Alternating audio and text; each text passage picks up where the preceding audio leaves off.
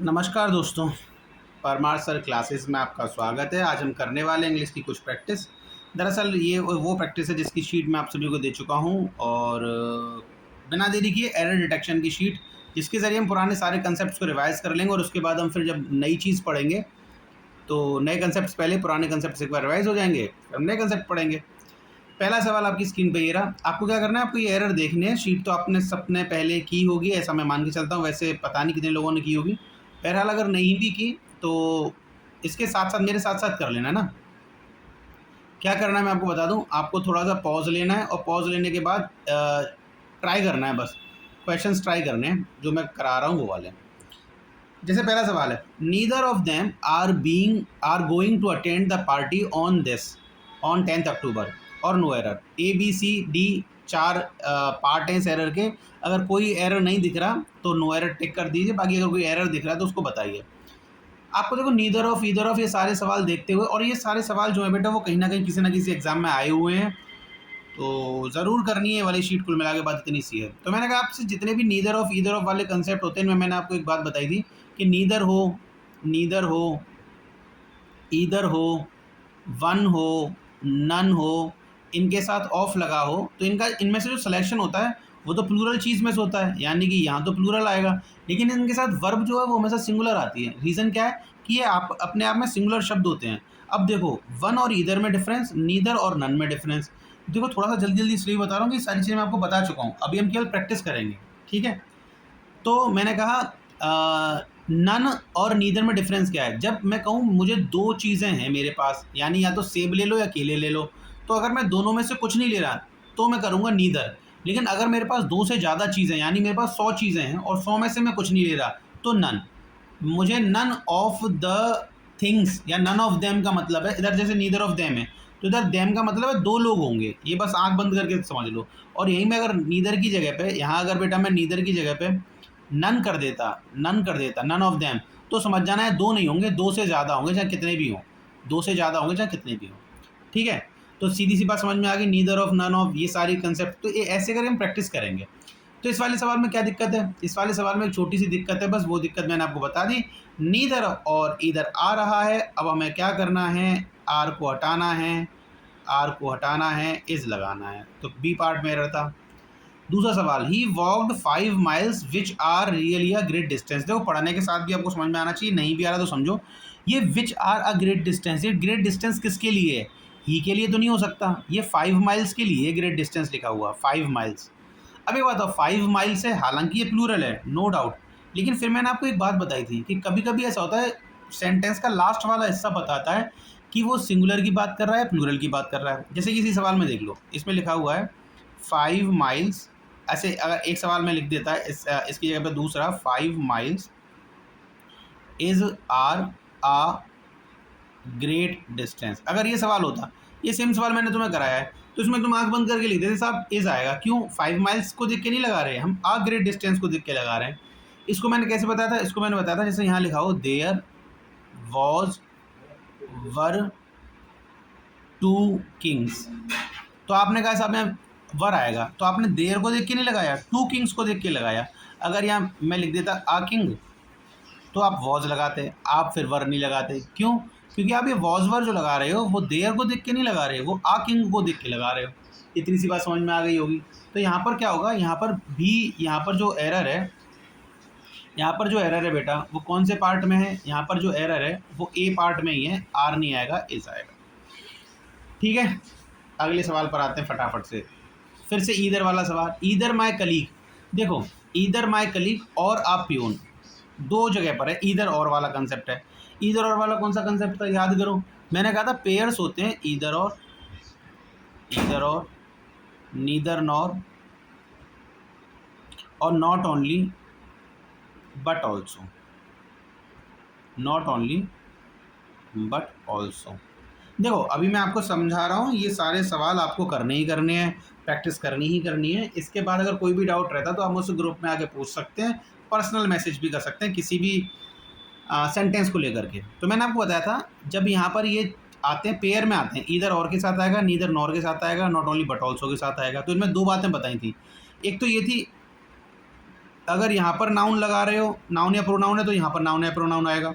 अगर यहाँ पर वर्ब है तो यहाँ पर वर्ब आएगा, पहली बात। दूसरी बात क्या थी कि यहाँ पर जो हेल्पिंग वर्ब आती है, यानी यहाँ पर इज आएगा या आर आएगा, ये सेंटेंस की दूसरी डेफिनेशन, सब्जेक्ट की दूसरी डेफिनेशन के हिसाब से आती है।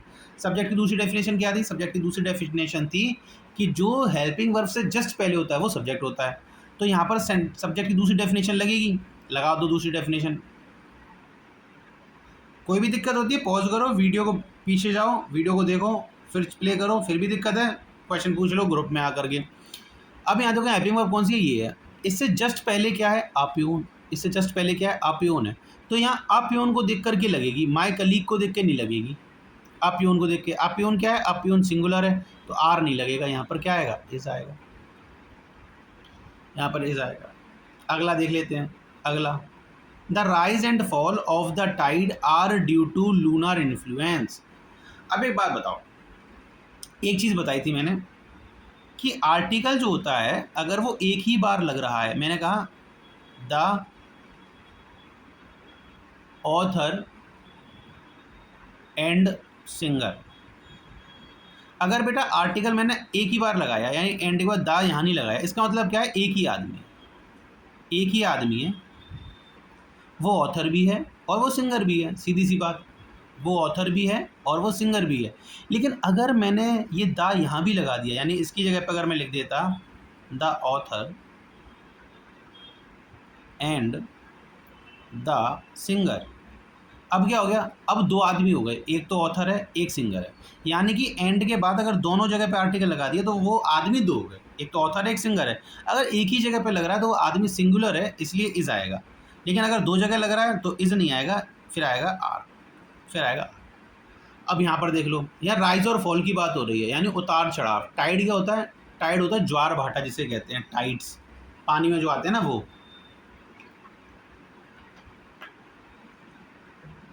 तो ये कह रहा था राइज एंड फॉल, यानी राइज और फॉल को एक यूनिट की तरह ट्रीट कर रहा है। देखो सब्जेक्ट वर्ब एग्रीमेंट में पूरी में सब एक ही बात चलती है, क्या यूनिट की तरह ट्रीट हो रहा है, क्या सेपरेट सेपरेट ट्रीट हो रहा है, बस यही बात चलती है चारों तरफ। तो the rise and fall of the tide is आएगा, आर नहीं आएगा। क्यों? क्योंकि यहाँ यूनिट की तरह ट्रीट हो रहा है, एक यूनिट की तरह। अगर यही होता था राइज एंड द फॉल तो मैं आर कर देता हूँ, आ रहा है समझ में? The rise and the fall हो जाता तो मैं आर कर देता। कोई डाउट? कोई डाउट नहीं होना चाहिए। तो चौथा हो गया। तो इसमें किस पार्ट में एरर है? इसमें भी बी पार्ट में एरर है। फिफ्थ वाला कंसेप्ट देखो, ये वाला आ गया कंसेप्ट। मैंने दो चीज़ें बताई थी आपको बेटा, एक तो बताया था मैनी मैन और एक बताया था मैनी आ मैन। देखो मैनी आ मैन, इसमें तो कन्फ्यूजन होना ही नहीं चाहिए। आ गया तो यहाँ सिंगुलर आएगा, मैनी आ मैन, यहाँ आ गया तो यहाँ सिंगुलर आएगा। और फिर जब सिंगुलर आ ही गया तो हैव तो नहीं आएगा, यहाँ पर हैज़ आएगा। क्या आएगा? हैव नहीं आएगा, यहाँ पर हैज़ आएगा। अगर यहाँ पर मैनी मैन होता तो हैव आता। देखो सारे कंसेप्ट रिवाइज हो जाएंगे। और ये वाला प्रैक्टिस सेशन मैं इसलिए करा रहा हूँ, शीट आपके पास अवेलेबल है, आपने की होगी, नहीं की अगर कर रखी है तो सारे के सारे दोबारा से सीख लो कि ऐसे ऐसे था। अब आपको क्या करना है, अब आपको जो मैं करा रहा हूँ इसके सारे शीट को देख करके सारे के सारे एक पन्ने पर उतार के देने कि इनमें साहब ये एरर है, बी पार्ट में, सी पार्ट में, कौन कौन से पार्ट में एरर है वो आपको बताना है। तो यहाँ पर क्या बेटा, यहाँ मैनी आ मैन है तो यहाँ पर सिंगुलर आएगा, हैव नहीं आएगा, हैज़ आएगा यहाँ पर। हालांकि अभी मैं आपको केवल 30 कराऊंगा, बाकी के बाद में करेंगे। 30 से सारे कंसेप्ट रिवाइज हो जाएंगे। क्या आएगा? हैव नहीं आएगा, हैज़ आएगा। अगर मैनी मैन होता तो हैव आता। अगला देखो, the introduction of tea, coffee and such other beverages have not been without effect, without some effect. बात खत्म हो गई यहीं की यहीं। क्या देख करके? इंट्रोडक्शन देख करके। देखो इसके अंदर ईदर और, neither nor, not only but also, ये तो कुछ है नहीं। ये कौन सी चीज़ है? ये है जहाँ सब्जेक्ट की दूसरी डेफिनेशन यूज़ होती है। जब ये चीज़ नहीं है तो यहाँ पर सब्जेक्ट की पहली डेफिनेशन यूज़ होगी, फर्स्ट डेफिनेशन। और फर्स्ट डेफिनेशन क्या थी बेटा? सब्जेक्ट की पहली डेफिनेशन क्या थी? सब्जेक्ट की पहली डेफिनेशन बहुत इजी सी थी, वो कहती है जहाँ से सेंटेंस की शुरुआत हो रही है वही सब्जेक्ट होता है। तो यहाँ पर सब्जेक्ट क्या हो गया? The introduction. यहाँ पर सब्जेक्ट क्या है बेटा? यहाँ पर सब्जेक्ट है द इंट्रोडक्शन, ठीक है। और इंट्रोडक्शन कैसा है? इंट्रोडक्शन तो सिंगुलर है, अब जब सिंगुलर है तो फिर सिंगुलर के हिसाब से हेल्पिंग वर्ब आएगी। हेल्पिंग वर्ब लगा रखी है हैव, इंट्रोडक्शन है सिंगुलर, हैव हटा दो, क्या लगा दो, हैज़ लगा दो। ये हो गया क्लियर। ठीक है बेटा, ये भी बात क्लियर हो गई। समझ में आ रहा बच्चों? आ रहा होगा, कोई दिक्कत नहीं है। आगे का सवाल करते हैं बच्चा। आगे के सवाल में देखो इंट्रोडक्शन था या सिंगुलर, इसलिए हैज़ लगाया है, याद रखना। आगे का सवाल देखो, अब सब्जेक्ट को पहचान करके वर्ब लगानी है बस। सब्जेक्ट वर्ब एग्रीमेंट की सीट है ये पूरी की पूरी। The newer type of automatic machines wash clothes faster. मैंने आपको बताया था ही डज नॉट और यू डू नॉट। मैंने आपको कहा था जब ही यानी सिंगुलर होता है तो एस या ई एस लगता है, जब प्लूरल होता है तो एस या ई एस नहीं लगता। ये वाली बात मैंने बताई थी, ऐसे करके समझाया था, है ना। सिंगुलर हो तो एस या ई एस लगता है, प्लूरल हो तो एस या ई एस नहीं लगता। अब देखो यहाँ पे वॉश के साथ एस या ई एस नहीं लग रहा, यानी कि आपने इसको क्या मान लिया है, आपने इसको प्लूरल मान लिया है। लेकिन ये तो प्लूरल नहीं है, प्लूरल तो ये है, लेकिन इससे मतलब ही नहीं है। क्यों? क्योंकि ईदर और neither not only but also में सेंटेंस की दूसरी डेफिनेशन लगती है, इसमें पहली लगेगी। पहली क्या कहती है? पहली कहती है ये है सब्जेक्ट, द न्यूअर टाइप, ये है सब्जेक्ट। और अगर ये सब्जेक्ट है तो वॉश नहीं आएगा, यहाँ पर आएगा वॉशेस। कोई डाउट नहीं आ रहा होगा और आना भी नहीं चाहिए, बहुत ईजी सी धीरे धीरे क्लास चल रही है। 8वां देखो, ईच ऑफ द स्टूडेंट्स। देखो एक कंसेप्ट बताया था ईच ऑफ, ये वही है जो नन ऑफ में, वन ऑफ में, नीदर ऑफ, ईदर ऑफ ये था, इसी में ईच ऑफ भी था। सिलेक्शन प्लूरल से होगा स्टूडेंट से, ये बात बिल्कुल सही है, सिलेक्शन प्लूरल से कर दिया इन लोगों ने। अब आगे क्या है? आगे हैज़ है, हैज़ भी सही है बेटा, हैज़ भी सही है। ईच के साथ हैज़ आ रहा है, बिल्कुल सही है, क्योंकि ईच भी सिंगुलर होता है, यानी कि जो हैज़ यूज़ किया है ये भी करेक्ट है। अभी तक कोई एरर नहीं मिला। मैंने कहा था सेंटेंस की शुरुआत सिंगुलर से है तो उसमें वर्ब सिंगुलर आएगी। ठीक है, आगे चलो। इन्होंने देयर लगा दिया। मैंने कहा था जब वर्ब सिंगुलर आएगी तो प्रोनाउन भी सिंगुलर आएगा, यहीं गड़बड़ कर दी बस। यहाँ देयर नहीं आएगा, यहाँ पर क्या आएगा? यहाँ पर आएगा हिज। क्यों आएगा? क्योंकि देयर नहीं आ सकता। क्यों नहीं आ सकता? Each singular. जब सब्जेक्ट मुखिया घर का सिंगुलर है तो आप हेल्पिंग वर्ब भी सिंगुलर लगाओ, उसका प्लूरल भी सिंगुलर लगाओ। इसके साथ एक कंसेप्ट और था, क्या था कि वैसे तो सिंगुलर लगता है ईच ऑफ में, नन ऑफ में, नीदर ऑफ में, ईदर ऑफ में, सब में, लेकिन जब वन ऑफ आ जाए ना, वन ऑफ, तो वन ऑफ में जो लगता है वो देयर नहीं लगेगा, प्लूरल का तो कोई मतलब है ही नहीं। हिज भी नहीं लगता इसमें। क्यों? क्योंकि वन के साथ अपना पर्सनल चलता है जिसे कहते हैं वंस। अरे जैसे विमल, विमल्स हाउस, एपस्ट्रॉफी एस लग जाएगा ना, ऐसे वन वंस ऐसे करके चलेगा। ठीक है बेटा, कोई टेंशन नहीं लेनी। आगे चलो, हो गया ना? हाँ हो गए सारे। अब आगे यहाँ आ जाओ, चलो ठीक है, यहाँ पे आ जाओ। Every one of the films, every one आ गया, ये भी सिंगुलर होता है। यू सजेस्टेड आर, देखो यहाँ एवरी वन के हिसाब से आर लगाया है। यू सजेस्टेड क्या है? ये फिल्म जो मैंने सेलेक्ट की उसके बारे में बता रहा है, यानी ये फिल्म ऐसी वैसी नहीं है। ये फिल्म कौन सी है? यू सजेस्टेड, यानी तुमने जो सजेस्ट की वो वाली फिल्म। ठीक है, तो इन फिल्मों के बारे में बात क्या पता है? ये फिल्में, ये जितनी भी फिल्में हैं वो वर्थ सीइंग नहीं है, यानी उनमें देखने लायक नहीं है। तो ये एवरी वन के लिए आया है, every one, every one, every one के लिए आया है। और एवरी वन के लिए आया तो आर तो नहीं आएगा, क्या आएगा? इज आएगा। आर नहीं आएगा, इज आएगा। सब धीरे धीरे करके समझ में आता जाएगा आपको। ये वाला हो गया। अब अगला देखो, यहाँ लिख रहा है the secretary and principal of the college are. देखो अभी भी कंसेप्ट पढ़ाया है, सेक्रेटरी और प्रिंसिपल इन दोनों से पहले एक ही बार द लगा हुआ है। इसका मतलब क्या है कि कॉलेज का जो सेक्रेटरी है वही प्रिंसिपल है, जो सेक्रेटरी है वही प्रिंसिपल है, यानी कि एक आदमी है, वन मैन आर्मी है, एक आदमी। यानी जो सेक्रेटरी है वही कौन है? वही प्रिंसिपल भी है। अगर वही सेक्रेटरी है वही प्रिंसिपल भी है तो अब हमें क्या करना है बच्चा? अब हमें तो कुछ ज़्यादा करना ही नहीं है, हमारी तो बात यहीं की ख़त्म हो गई। क्यों? क्योंकि आपको सिंगुलर वर्ब यूज़ करनी है। इसने यूज़ किया है आर, हटा दो इसे, इज लगा दो। सब वही बातें हैं, बस रिवीजन है।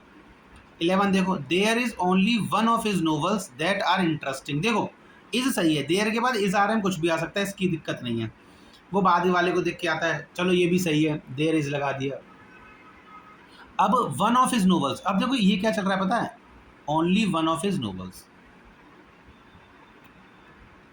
Only one of his novels. देखो इसमें कंसेप्ट थोड़ा सा इंपॉर्टेंट है, इस वाले 11th वाले को मार्क कर लेना।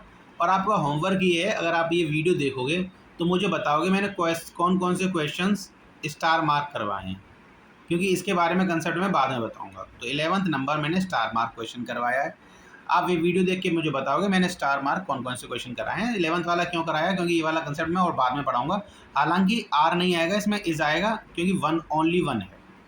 ये बाद में बताऊंगा वैसे मैं कंसेप्ट, इस पर स्टार मार्क कर लेना 11th वाले पे, बहुत अच्छा कंसेप्ट है इसके ऊपर। चलो इधर आ जाओ। Knowledge of at least two languages, are नहीं इज लगा दो, क्यों, नॉलेज की बात हो रही है, टू लैंग्वेजेस से मतलब नहीं है। सब्जेक्ट तो ये है, सब्जेक्ट क्या है, सब्जेक्ट है नॉलेज, नॉलेज सिंगुलर होता है ना।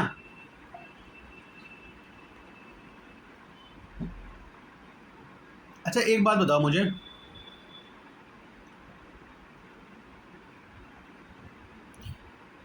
13th वाले में बताना है इंपॉर्टेंट। इस पर सिंगल स्टार मार्क कर दो, इसको बता भी रहा हूँ पर ये इंपॉर्टेंट है। इस पर सिंगल स्टार मार्क कर दो, बता भी रहा हूँ पर ये इंपॉर्टेंट है। देखो अब धीरे धीरे करके लेवल बढ़ रहा है, थोड़ा सवालों का अच्छा आएगा।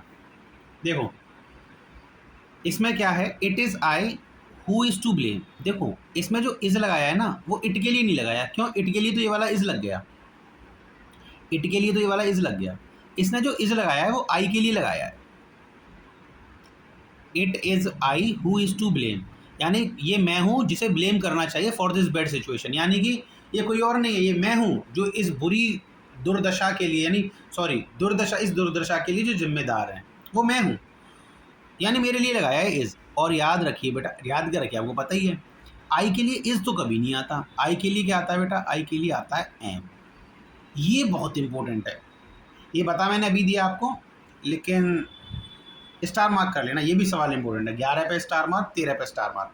11 वाला तो फिर मैं बाद में बता दूंगा, अभी हल्का सा बताया बस। 13 वाला आप अभी समझ लीजिए। दरअसल क्या है, देखो इसमें इस इट के लिए ये इज़ लगा हुआ है, अब ये इज़ लगाया है वो आई के लिए लगाया है पहली बार, लेकिन आई के लिए तो इज़ लगता ही नहीं है। आई के लिए क्या लगता है, आई के लिए लगता है बेटा, आई के लिए लगता है एम। एम इज़ हटाओ, एम लगाओ। सब पढ़ने में तो बुरा सा लगेगा, पढ़ के देखो, it is I who am to blame, सब अच्छा मज़ा नहीं आ रहा, इसमें आ रहा था ना, मज़े से मतलब नहीं है, हमें मज़े से मतलब ही नहीं है, हमें तो सवाल सही करना है। और सवाल सही कैसे होगा, जैसे मैं बता रहा हूँ वैसे होगा। सवाल सही ऐसे होगा, हु एम टू ब्लेम करो, क्यों, क्योंकि ये यहाँ पर जो इज़ है वो किसके लिए है, वो आई के लिए। I who am to blame, क्यों, क्योंकि आई मैं हूँ ब्लेम करना, मुझे ब्लेम करो। आई बात समझ में, ये हो गया, इस पर स्टार मार्क कर लेना। 14 देखो फटाफट से, 14 क्या कह रहा है, 14 कह रहा है रोमांसिटिज्म ऑफ मेलनकॉली, यानी romanticism of melancholy in art and. Melancholy क्या होता है, दुख होता है, मेलनकॉली क्या होता है, मेलनकॉली होता है दुख, दुख से कहते हैं। मेल जो शब्द है ना, मेल शब्द, वो मेल जो शब्द है वो नेगेटिव सेंस में आता है। जब हम वो क्या पढ़ेंगे तो समझेंगे कि किस तरीके से कुछ नेगेटिव सेंस वाले शब्द होते हैं, कुछ पॉजिटिव सेंस वाले शब्द होते हैं, वो बात की बातें पढ़ेंगे जब देख लेंगे। तो अभी ये देखो बस इसका सेंटेंस का सब्जेक्ट जो है वो ये है, और ये कैसा हो गया है, ये हो गया सिंगुलर। अरे ऐसे ही नहीं लग रहा, सिंगुलर है। In art and literature are the reason, are नहीं आएगा इज आएगा, क्यों, ये सब्जेक्ट। आपको देखो सब्जेक्ट नहीं भी पता, आप सिंगुलर प्लूरल अगर पता है तो भी आप खेल जाओगे। अगर आपको सिंगुलर प्लूरल पता है तो भी आप खेल जाओगे, और अगर सिंगुलर प्लूरल नहीं पता तो आपके साथ दिक्कत हो सकती है। सिंगुलर प्लूरल तो बस पता कर लेना, ये साथ बिल्कुल सही बात है। ये सिंगुलर है, इसके साथ आर की जगह पर इज लगा दो, बात होगी ख़त्म। जो भी एरर है, जो भी डाउट है, तुरंत से पूछ लेना क्लास के बाद, कोई दिक्कत वाली बात है ही नहीं। पेशेंस एज वेल एज, याद करो, as well as, together with, और कौन कौन से थे, एंड नॉट, बट, ओनली, या फिर ये जो इनसे जुड़े हुए होते हैं, यानी कि यहाँ पर as well as, together with, और कौन से थे, बट ओनली, एंड नॉट, याद कर लेना, वो पूरी सीरीज़ है। अगर इनसे जुड़े होते हैं तो इसकी सेंटेंस की फर्स्ट डेफिनेशन लगती है, ये वाला सब्जेक्ट होगा पेशेंस। पेशेंस कैसा है, सिंगुलर होता है, आर की जगह से लगा दो, पेशेंस सिंगुलर होता है ना। तो ये सारे शब्द याद रखने, ये सारे शब्द कौन से थे, जिनमें सेंटेंस की फर्स्ट डेफिनेशन लगती है, यानी कि जिनको देख करके एक सेकेंड रुकिएगा, ये सेंटेंस की फर्स्ट डेफिनेशन। अच्छा वो शब्द कौन कौन से थे, शब्द मुझे एक बार बता दो। चलो शब्द कौन कौन से थे, किसी को याद है शब्द कौन कौन से थे? वो भूल गए होगे, नहीं याद होंगे। मैं बता देता हूँ बेटा। As well as, with, along with, together with, and not, but, besides, except, ये सारे शब्द बताए थे। तो ये सारे शब्दों को याद रखिएगा। इनके बाद क्या होता है, मैं सेंटेंस की सब्जेक्ट की पहली डेफिनेशन लगती है, जहाँ से शुरुआत हो रही है वही सब्जेक्ट कहलाया जाता है। ठीक है, आगे चलते हैं। आगे चलते हैं तो क्या हो गया, आर की जगह से लगा दो। इन सिंगापुर, सिंगापुर में कोई कांड हो रहा है, क्या हो रहा है, माय ब्रदर इन लॉ। अब देखो ब्रदर इन लॉ कुछ भी हो सकता है। ब्रदर इन लॉ कौन हो सकता है, ब्रदर इन लॉ साला भी हो सकता है। ब्रदर इन लॉ भैया भी हो सकता है। कौन, किसका, बीवी का या आदमी का, हस्बैंड का। My brother in law with his wife, यानी मेरा साला और मेरी पत्नी, ये कहना चाह रहा है सिंगापुर में। मेरा साला with my wife, with his wife. अब देखो विद कौन सा आ गया, विद उसी का कैटेगरी में आ गया जिसमें एज वेल एज था। As well as, with, accompanied by, in addition to, together with, and not, ये सारे शब्द। इनमें पहली जो होता है ये वाला, यही कहलाया जाता है subject. My brother in law यही सब्जेक्ट होगा। वर मत लगाओ, वॉज लगा दो। बहुत आसान आसान सी चीज़ है।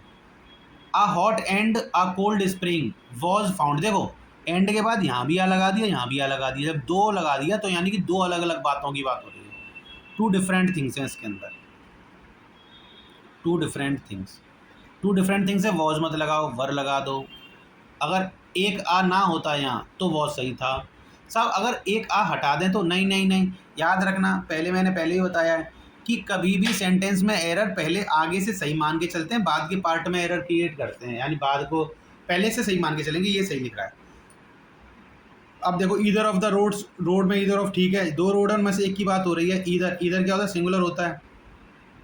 इसमें लीड नहीं आएगा, क्यों, क्योंकि सिंगुलर के साथ एस या एस लगाओ तो यहाँ पर लीड्स आएगा, लीड्स, ये आ गया। बहुत आराम आराम से करनी है, कोई चिकचिकबाजी की ज़रूरत नहीं है। यहाँ पे आ जाओ, one of my desires, my desires, one, one क्या होता है, सिंगुलर होता है। आर मत लगाओ, इस लगा दो, बहुत ज़्यादा दिक्कत नहीं। The whole block of flats, flats तो प्लूरल है, नो डाउट प्लूरल है। ऑफ आ गया प्रपोजिशन के बाद, इससे मतलब ही नहीं है, ये अब सेंटेंस का सब ट्राई नहीं। Whole block, the whole block. और ब्लॉक कैसा है, ब्लॉक्स तो लिखा नहीं है, ब्लॉक्स लिखा होता तो प्लूरल हो जाता, ब्लॉक्स नहीं है, ब्लॉक है। ब्लॉक क्या होता है, ब्लॉक सिंगुलर होता है। अब इंक्लूडिंग टू शॉप्स, अब इसके साथ दो शॉप्स भी हैं, ये इंक्लूडिंग उसी कैटेगरी में है। कौन सी वाली में, as well as, with, together with, उसमें इंक्लूडिंग भी है। अब इंक्लूडिंग टू शॉप्स, अब देखो टू शॉप्स ज़रूर हैं, आप इसको देख के करो साहब, वर्ड सही है, टू शॉप्स को देख के ना। सेंटेंस की दूसरी डेफिनेशन, सब्जेक्ट की दूसरी डेफिनेशन तो ईदर और, neither nor, not only but also के साथ ही लगेगी बस। बाकी सबके साथ कौन सी डेफिनेशन लगेगी, बाकी सबके साथ लगेगी फर्स्ट डेफिनेशन। फर्स्ट डेफिनेशन जो पहले है वो subject, the whole block is a subject. Were मत लगाओ, वॉज लगा दो। आगे चलो, 10 और बच्चे, फटाफट फटाफट से कर लेते हैं। The sum and substance of his poem, are, are मत लगाओ, इज लगाओ। क्यों, सम और सब्सटेंस के बाद एक ही आर्टिकल लगाया हुआ है। देखो सुनो, मतलब समझ, देखो सम एंड सब्सटेंस कहते हैं सारांश को, सारांश जो होता है यानी ब्रीफ इंट्रोडक्शन किसी का होता है, उसे कहते हैं सम एंड सब्सटेंस। आपको मतलब ही नहीं है, मैं आपको बस ये सिखा रहा हूँ कि इंग्लिश में एरर देखने के लिए उस सेंटेंस की हिंदी बनाना ज़रूरी नहीं होता। वो सेंटेंस की हिंदी बनाए बिना भी कर सकते हो, अगर आपको कंसेप्ट क्लियर है तो। द एक बार आ रहा है एंड के बाद, अगर यहाँ भी द लगा होता तो आर सही था। द एक ही जगह लगा हुआ है तो इस लगाओ। ऐसे neither of the five accused, देखो फाइव एक्यूज है और नीदर लगा रखा है, तो इसमें कुड बी कन्वेक्टेड, यहाँ सब सही है, बस एक गड़बड़ कहाँ है, फाइव, नंबर फाइव। नीदर किसके लिए आता है, 2 नंबर के लिए। अरे हाँ है ना, अगर neither of the five accused है तो नीदर नहीं आएगा। अरे यार ये बात समझ में नहीं आ रही, नहीं आएगा नीदर, नीदर की जगह क्या आएगा, नन आएगा। यहाँ पे error is are am was were में नहीं है, यहाँ पर इसमें भी स्टार मार्क कर लो, इसमें भी स्टार मार्क कर लो। यहाँ नीदर नहीं आएगा, यहाँ नन आएगा। भाई पॉज कर करके कर लेना, शीट को एक एक करके देख लेना, कोई दिक्कत वाली बात नहीं है। The strain of all the difficulties vexation, देखो इतने सारे प्लूरल दिए हैं, पता है प्लूरल क्यों दिए हैं, क्योंकि इनके बाद जब वर आएगा तो आपको लगेगा कि साहब इतने सारे प्लूरल हैं, वर ही आना चाहिए बस। जबकि तुम्हें ये वाली बात समझ में आना चाहिए, इसका सब्जेक्ट तो द स्ट्रेन है, इसका सब्जेक्ट तो द स्ट्रेन है। अगर द स्ट्रेन इसका सब्जेक्ट है बेटा, इतने सारे प्लूरल्स से मुझे कोई मतलब होना ही नहीं चाहिए। प्लूरल क्या करेंगे जब द स्ट्रेन इसका सब्जेक्ट है तो। वर मत लगाओ, क्या लगा दो, वॉज, बात खत्म हो गई। अगली शीट पर देख लो। Everybody it must be admitted has their ups and downs. देखो एवरीबडी आ गया, अब तुम्हें क्या करना है, एवरीबडी सिंगुलर है, देयर मत लगाओ, हिज लगाओ। देयर क्यों आएगा ये बताओ? अरे देयर नहीं आएगा, हिज आएगा, हैज़ लिखा हुआ ना, हैज़। एवरीबडी, नोबडी, समबडी, ये सब सिंगुलर होते हैं। हैज़ आएगा, हैज़ आया है तो हैज़ में तो कोई दिक्कत है नहीं। देखो पहली दिक्कत यहाँ हो सकती थी, अगर यहाँ हैव लगता तो यहाँ हैज़ लगा, इसमें कोई दिक्कत नहीं है। दिक्कत कहाँ है? देयर में। देयर नहीं आएगा, हिज आएगा, बस ये वाली बात। बहुत आसान से, बहुत प्यार से, संभल संभल के चीज़ें चल रही हैं, तो कोई टेंशन वाली ज़रूरत है ही नहीं किसी भी चीज़ की। आगे चलते हैं बेटा। Every women in the world, देखो एवरी वुमेन ये सिंगुलर सब्जेक्ट हो गया। आपको किसी भी सेंटेंस को देखना है जब एग्जाम में, तो सबसे पहले शुरुआत में ये देख लो सेंटेंस कौन सा है। तो पहली चीज़ आपको सेंटेंस के हिसाब से सब्जेक्ट कौन सा ये पता होने के तुरंत बाद से सब्जेक्ट के हिसाब से वर्ब लगी है या नहीं वो बता दो बस। Every women in the world fervently hopes, S A S लगा हुआ, ये बिल्कुल सही है। सिंगुलर, सिंगुलर के साथ एस ए एस लगता है, बिल्कुल सही है। एवरी वुमेन सिंगुलर है, बिल्कुल सही है। देयर नहीं आएगा, फिर क्या आएगा? हिज आएगा। क्या आएगा? हिज। लेकिन हिज तो बेटा किसके लिए होता है? हिज किसके लिए होता है? इसमें देखो ये वाली बात पता करना है, हिज किसके लिए होता है? हिज होता है मेल के लिए, ये तो आपको पता होगा। अरे ये तो पता ही होगा। फीमेल के लिए क्या होता है? फीमेल के लिए होता है हर। जनरली देखो मैं बताऊं, सुनो, अगर यहाँ वन एवरीबडी लिखा होता, बात समझ, स्टार मार्क करो, स्टार मार्क करो, 25 पे भी स्टार मार्क करो, और जितने क्वेश्चंस पे स्टार मार्क हैं वो सारे मुझे आप नंबर लिख करके भेजोगे जब वीडियो देख लोगे उसके बाद, क्योंकि जब तक आप वीडियो नहीं देखोगे आपको ये नहीं पता चलेगा कितने क्वेश्चंस पर स्टार मार्क है। तो स्टार मार्क क्वेश्चंस आप नंबर लिख करके मुझे भेजोगे। देखो इसमें क्या है, इसमें एवरी वुमेन है। अगर यहाँ पर एवरीबडी होता, एवरीबडी, तो मैं हिज लगाता। क्यों? जब मुझे ये ना पता हो कि मेल की बात हो रही है फीमेल की बात हो रही है तो मैं हिज लगाऊंगा। याद रखना, जब ये ना पता हो मेल की बात हो रही है या फीमेल की बात हो रही है तो मैं हिज लगाऊंगा। लेकिन जब ये वाली बात क्लियर हो जाए कि फीमेल की बात हो रही है तो मैं किसी पागल कुत्ते ने तो काटा नहीं हूँ जो अब भी हिज लगाऊँ। अब हिज नहीं लगाऊंगा, अब मैं हर लगाऊंगा। क्यों? अब मुझे पता चल गया किसकी बात हो रही है, फीमेल की बात हो रही है। ठीक है, आगे पढ़ते हैं बेटा। तो ये वाली बात, ये इंपॉर्टेंट पॉइंट्स हैं, याद रखिए। Neither of them, neither of them, them यहाँ पर दो लोग होंगे। सेंट देयर पेपर्स, हटाओ, हिज लगाओ। क्यों? देम, देम में मुझे नहीं पता मेल है या फीमेल है इसलिए हिज, लेकिन यहाँ पे मुझे पता था फीमेल है इसलिए हर, बस। अब देखो, this is a strange world where each one pursues their own golden hovel. देखो ईच वन के हिसाब से देयर नहीं आएगा, हिज आएगा। पॉज करके देख लो, कोई टेंशन नहीं। अब तुम समझो मैं तुम्हें क्या बताना चाह रहा हूँ। मैं तुम्हें बताना चाह रहा हूँ कि सेंटेंस के अंदर कुछ कुछ शब्द ऐसे आ जाएंगे, जैसे अभी मैं तुम्हें एक शीट और कराऊंगा उसमें, अब मैं टेंस कराऊंगा अगली क्लास से आपको, टेंस किसे कहते हैं। तो मैं आपको कुछ कुछ हिंट दूंगा कि वहाँ पर देखते ही समझ में आना सेंटेंस में क्या करना है। ईच वन देगा, अब मैं ईच वन देखते ही दो तीन चीज़ें देखूंगा। एक तो देखूंगा ऐसे ही एस लग रहा है नहीं लग रहा, लगना चाहिए, क्यों? क्योंकि ईच वन सिंगुलर है। फिर मैं देखूंगा हिज आ रहा है नहीं आ रहा, बस जैसे ही मुझे इसमें लगा मेरा काम खत्म, आगे चल दूंगा मैं। लास्ट अब मुझे खत्म हो गया, एक ही पार्ट में तो एरर होगा, 10 पार्ट में एरर होता नहीं है। 28 सवाल, 28 क्वेश्चन, इसमें कह रहा है 28 में, if it were possible to get near van. देखो इट वर, इट के साथ इस पर स्टार मार्क कर लेना। सेंटेंस अभी करा रहा हूँ लेकिन ये वाला कंसेप्ट इसमें एरर नहीं है। इट के साथ वॉज नहीं आता, वर आता है। इफ़ के बाद इट के बाद वर आता है, ये वाली बात कंडीशनल सेंटेंस में आपको पढ़ाऊंगा। एक बीड आएगी जिसमें आपको कंडीशनल सेंटेंस पढ़ाए जाएंगे एक बीड के अंदर, तो वहाँ बताऊंगा ये वाली बात, तो दिक्कत नहीं लेनी, ये वाली बात वहाँ पर क्लियर हो जाएगी। If it were possible to get near when one of the volcanoes eruptions take place. One of आ गया, टेक नहीं आएगा, टेक्स लिख दो। एरर इसमें ये है, ये सही है बिल्कुल, ये वाली बात मैं आपको बताऊंगा बाद में, ये बिल्कुल सही है, यहाँ पर कोई दिक्कत नहीं। इट के साथ वर आ रहा है, ये दिक्कत का विषय है ही नहीं। इस पर भी स्टार मार्क कर दो, ये भी बाद में बताऊंगा कब। ये कंडीशनल सेंटेंस है पढ़ाऊंगा, एक बीड आएगी इसमें कंडीशनल सेंटेंस, वहाँ आएगी बात। वन ऑफ के बाद टेक्स आएगा, टेक नहीं आएगा, क्यों? सिंगुलर है ये, और सिंगुलर के साथ ऐसे ही आता है। अब आता है ये वाला, a rise in tents and wages, in rents and wages has लगा दो। क्यों? रेंट्स एंड वेजेस के बाद, सॉरी, हाँ, राइज इन, ये तो बात ही खत्म हो गई भाई, इसका सब्जेक्ट आ राइज है, हैज़ लगा दो। मुझे लगा रेंट्स एंड वेजेस की बात हो रही है, उनसे पहले ये है, ना ना ना ना ना, आ राइज है इसका सब्जेक्ट, हैज़ लगा दो।